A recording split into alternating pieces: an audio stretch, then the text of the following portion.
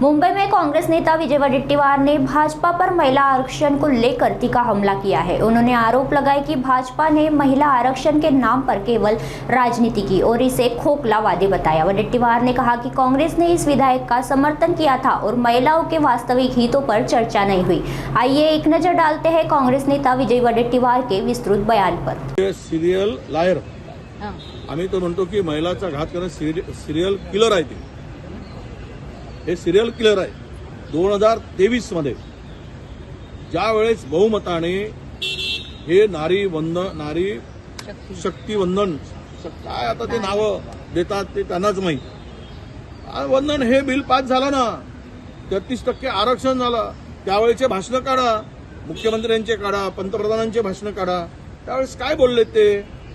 त्यांची भाषण काढल्यावर पता पुरा देश बघतोय त्यांची भाषण। त्यावेळेस एकमताने ते बिल पारित झालं आणि काँग्रेसचं नाव घेतलं नाही, पण प्राईम मिनिस्टरने मात्र भाषणातून या विरोध केला म्हणून 56 वेळा 58 वेळा कांग्रेस कांग्रेस कांग्रेस कांग्रेस ने ये किया, कांग्रेस ने वो किया, कांग्रेस ने ऐसा किया, कांग्रेस ने ये करने नहीं दिया। अरे जब ये बिल में उसमें आपल्या या बिलात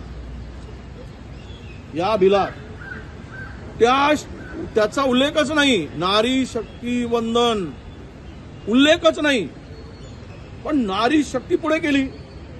आणि त्यावेळेस आमच्या मुख्यमंत्र्यांना सांगितलं आमच्या महिला नेत्यांनी की या आम्ही समोर करू। आता तुम्ही म्हणताय की समकक्ष पाहिजेत। आता समकक्ष म्हणजे कोण? आमचा मुख्यमंत्रीच नाही समकक्ष म्हणजे, मग दुसऱ्याला मुख्यमंत्री महाराष्ट्रात करावं लागेल आणि दुसरा मुख्यमंत्री महिलांना करून समकक्ष बसवावं लागेल। तर त्यासाठी 6 महिन्यासाठी मुख्यमंत्री करून घ्या आमच्या महिलांना एखाद्या आणि बसून घ्या समोर। विषय हा येतो की इथे तुम्ही जे जुमलेबाजी करताय। आता देवेंद्रजींचा मला वाटतं की त्यांना मनापासून ते बोलत नाही आहे। त्यांना ते दिल्लीवरून म्हणताय ते त्यांचं हे आहे ते राबवावं लागतं।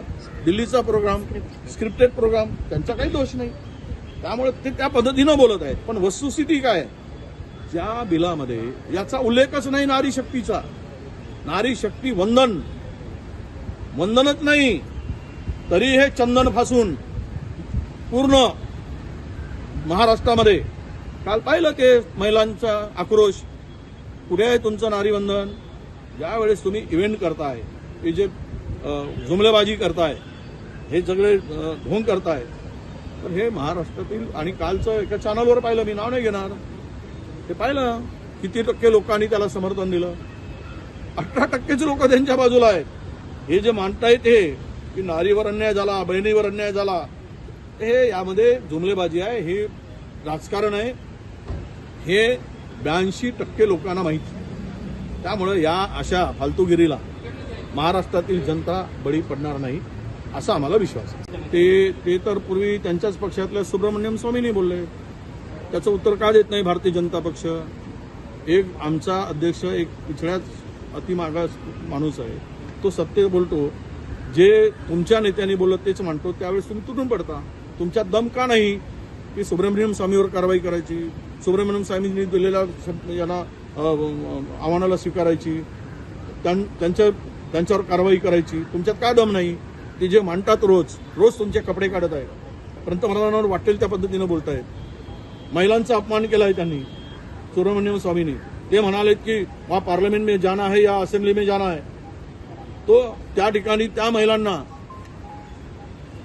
प्राईम मिनिस्टरकडे जावं लागतं। इतके घाणेरडं बोलतायत, महिलांचा अवमान करणारे, तर त्यांच्यावर का कारवाई भारतीय जनता पक्ष करत नाही? आणि इकडे मात्र एक मागासवर्गीय नेता सत्य बोलतो तर त्याच्यावर तुटून पडतात। म्हणजेच याचा अर्थ भारतीय जनता पक्ष ह्या संधी साधू आहे हे सिद्ध झाले। भाजपचे